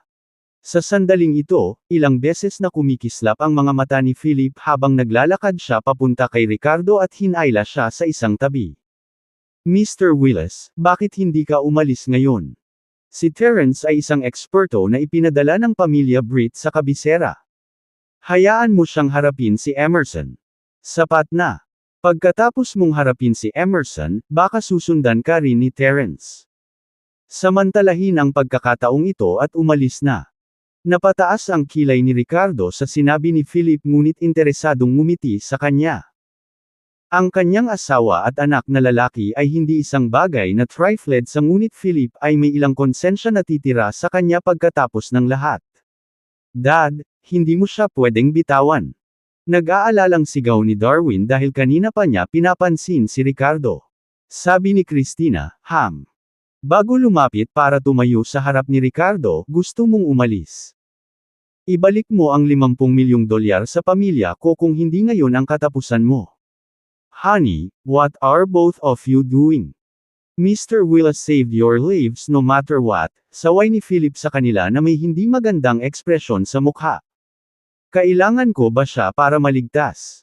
Ngumisi si Christina. Namula si Philip sa galit. Kung gusto kong umalis then do either one of you think that you can stop me? Malamig na sabi ni Ricardo habang tumawa ng masama, at saka ayoko pang pumunta. Kahit na may sapat na kakayahan. Paano nila nahahawakan ang dalawang tao? Kakailanganin mo pa rin ako sa ibang pagkakataon pero base sa mga ugali mo ngayon, mukhang hindi na mababawasan ng $50 million this time. Nang marinig ito, nagkatinginan sina Christina at Darwin na may paghamak at pangungutya, na parabang narinig nila ang nakikitang biro sa mundo. Anak, alam mo ba kung ano ang lakas ni Terence? Dark Force late stage, got it. Ngumisi si Christina. Ricardo, baliw ka sa pera. Gusto mo pang DA ng pamilya ko ng 50 milyon. May sasabihin ako sa iyo hindi ka lang makakatakas ngayon, pero kailangan mo ring iluwa kung ano ang gagawin mo. Kumain ka na kanina. Sa tingin mo dahil lang sa makakaharap mo ang kanilang mga thugs ibig sabihin ay maaari kang magsalita ng basura tungkol sa mga master dito. Mamaya hihingi kami ng tulong sayo. Hahaha. Pinapatay mo ako. Tumawa ng malakas si Darwin. Boom. Gayunpaman, bago niya matapos ang kanyang pangungusap ay may narinig na tunog at pinaalis si Terence ng paurong. Ga! Bamuka ang bibig ni Darwin sa gulat at hindi makapaniwala. Kabanata 170 I'll kill if you tell me ta. Tumama ang kamao ni Emerson sa dibdib ni Terence, dahilan para dumura ng dugo at lumipad ng paurong ang eksperto mula sa pamilya Britt. Dark Force late cake. Nagpumiglas si Terence na bumangon, naglabas ng mas maraming dugo habang nagsasalita sa nakakatakot na tono. Sa tingin mo kaya mo akong patayin ng ganyan lang? Napabuntong hininga si Emerson, ang kanyang katawan ay nagniningning ng layuning pagpatay. Christina, kunin mo ang mag-asawa at tumakbo ka. Hindi ako mapapantayan sa kanya, pero gagawin ko ang lahat para pigilan siya. Kinagat ni Terence ang kanyang mga ngipin at muling umabant. Si Philip at ang kanyang pamilya ay ganap na natulala. Paano ito posible? Hindi talaga katugma si Terence para sa geomancy master na ito. Nauutol na sabi ni Darwin, nagulat na tama ang hula ni Ricardo. Anong gagawin natin? Anong gagawin natin? Takbo tayo. Si Christina ay mukhang nataranta na para bang nahaharap sa napipintong sakuna. Nilingon ni Philip si Ricardo. Mr. Willis, kaya mo ba si Emerson? Bahagyang tumawa si Ricardo. Kung hindi ko kaya, bakit ako tatayo dito? Nang makita ang kanyang kalmadong kilos, mabilis na nakiusap si Philip sa kanya, Mr. Willis, pakibilisan at supilan ang kontrabida na ito. Sinabi ko na noon aabuti ng 50 milyon ngayon, walang ekspresyong sagot ni Ricardo. Okay. Walang problema ang 50 milyon. Philip gritted kanyang ngipin bilang tugon. Honey, wag kang makinig sa kanya. Takbo na tayo. Agad na hinayla ni Christina si Philip. Yeah, Dad. Kung kahit si Terence ay hindi kapareha ni Emerson, paano magiging mabuti si Willis? Tumango si Darwin. Siya ay isang manloloko lamang na nagsasamantala sa sitwasyon. Malaki ang bibig ng asawa at anak mo 60 milyon na ngayon, malamig nang inis siya ni Ricardo sa kanilang lahat nang hindi man lang kumibo. Ilang ulit na namula ang mukha ni Philip sa napakalaking halagang hinihingi ni Ricardo. Ricardo ka. Sesabog na sana si Darwin sa galit ng 70 milyon. Hindi man lang kumurap si Ricardo. Ay! Galit na galit si Darwin ngunit wala ng oras na magsalita pa bago siya sinampal ni Philip sa mukha. Tumahimik ka. Noon lang, natangay si Terence ng panibagong sipa ni Emerson, kung saan-saan nag-spray ng dugo ang katawan nito. Malakas siyang bumagsak sa lupa, hindi na makagalaw. Gusto mong tumakbo. Saan ka pupunta? Tumingin si Emerson na may mabangis na ekspresyon, ang kanyang tinig ay puno ng layuning pagpatay.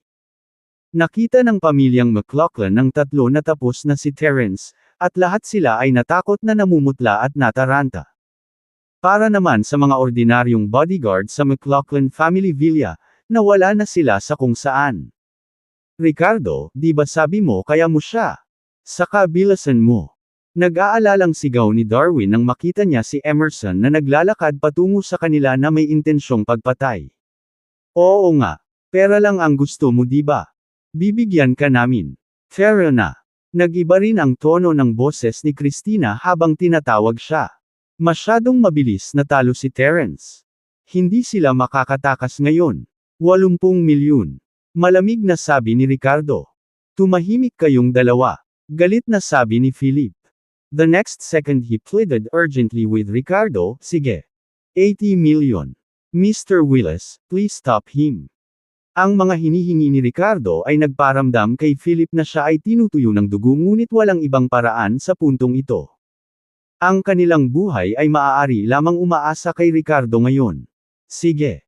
Tumango si Ricardo at tuluyang sumulong kay Emerson. Hindi mo pa ba nakikita ang lakas ko? Saglit na natigilan si Emerson matapos masaktan ng husto si Terence at makita ang lalaking ito na naglakas loob pa ring pumunta dito. Nakita ko na. Dark Force mamaya stage pick. Tumango si Ricardo sa kanagluwa ng pangungusap na halos lumuwa si Emerson ng dugo, a complete mess. Anong sabi mo? Ang lakas ko ng gulo. Naghahanap ka ng kamatayan, bata. Papatayin kita. Ang mga salitang ito ay tila labis na nakakainsulto kay Emerson na para bang isa siyang pusa na naapakan ang buntot. Naging mabangis ang buong katauhan niya nang sumugod siya sa Ricardo na may layuning pumatay. Pare, samantalahin natin ang pagkakataong ito at mabilis na tumakas. Naniniwala ka ba talaga na si Ricardo ang makakalaban niya? Ilang beses na kumikislap ang mga mata ni Darwin habang nagsasalita. Masyadong mayabang ang batang ito. Talagang naglakas loob siyang i-provoke siya ng ganito. Let him die if it helps us by some time para mas mabilis kaming makatakas, Christina also said. Tumakbo. Saan tayo tatakbo? Tumakbo man tayo sa dulo ng mundo ngayon, hindi malulutas ang bagay na ito. Sana may lakas talaga si Mr. Willis. Sabi ni Philip na may tame-time na ekspresyon. Sa sandaling iyon, sumugod si Emerson at ibinato ang isang malakas na suntok sa ulo ni Ricardo. Tila ang mga salitang iyon mula kay Ricardo ay tunay na nag-udyok ng isang pagpatay na layunin kay Emerson. Ang kanyang kamao, na puno ng matinding puwersa, ay lumikha pa ng ilang mga sonic boom habang mabilis itong papalapit kay Ricardo. In a split second, kumilos na si Ricardo. Malamig siyang bumantong hininga, at walang anumang pampalamuti ang kanyang kamao, na sinalubong ang suntok ni Emerson ng may matunog na banggaan. Bang! Matapos ang isang malakas na tunog, ang braso ni Emerson ay kitang-kitang namilipit na may hindi natural na anggulo, at siya ay pasuray-suray na paatros. Nang maibalik niya ang kanyang paa, ang kanyang kanang braso ay nakabitin na walang buhay, tulad ng isang malata na pansit. Aking braso. Pinasan mo talaga ang braso ko. Umiyak si Emerson, halata sa mukha niya ang magkahalong lungkot, galit, at pagkabigla, na may luha sa sakit sa kanyang mga mata. Sa sandaling ito, ang pamilya Philip, kabilang si Philip mismo, ay nagpakawala ng isang kolektibong buntong hininga. Ang nag-iisang suntok ni Ricardo, na nabali ang braso ni Emerson, ay isang malinaw na nagpapakita ng kanilang malaking pagkakaiba sa lakas. Tama na. Mahinahong sabi ni Ricardo. Enough. How can it be enough? Mahigit 2 taon na ang pinaghandaan ko para sa araw na ito. Gusto kong ipaghiganti ang nanay ko, tapos ngayon pinigilan mo ang braso ko. Bakit? Bakit mo sila tinulungan? Napasigaw si Emerson sa pagkadismaya, puno ng galit at kalungkutan ang kanyang mukha. Talaga. Isang walang awa na kontrabida na responsable para sa hindi mabilang na pinsala at mga pagpatay, umiiyak dahil sa isang putol na braso. Tumaas ang isang kilay ni Ricardo at medyo hindi makapaniwalang tanong habang nakatingin sa lumuluha na si Emerson. Nang marinig ito ni Emerson, nang gigigil ang kanyang mga ngipin at sumigaw, hindi mabilang na pinsala at pagpatay. Kailan ko sinaktan ng sinuman? Kailan ako nakagawa ng hindi mabilang na mga pagpatay? Hindi ako kailanman nakapatay ng sinuman. Naghihiganti lamang ako laban kina Philip at Christina sa halos pagpatay sa aking ina. Ngunit para sa iba, kailan pa ako nakaababa ng bundok? Si Emerson ay lumitaw na mali at nagagalit, na nagpapaliwanag ng kanyang pananaw. Si Ricardo, na nalilito sa sinabi ni Emerson, ay lalong kumunat ang noo at pinagmasdan ang emosyon na si Emerson. Nadama niya na maaaring higit pa sa sitwasyong ito kaysa sa nakita ng mata.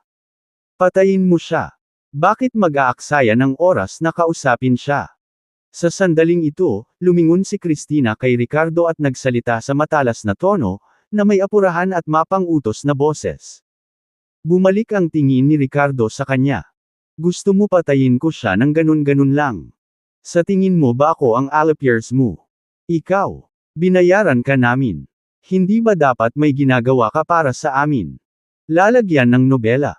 Kapag hindi namatay ang halimaw na ito, babalik siya at sasaktan ang pamilya natin. Patayin. Matalim na sabi ni Christina habang nakatingin kay Emerson na may masamang tingin sa mga mata. Sabik siyang makitang pinatay siya.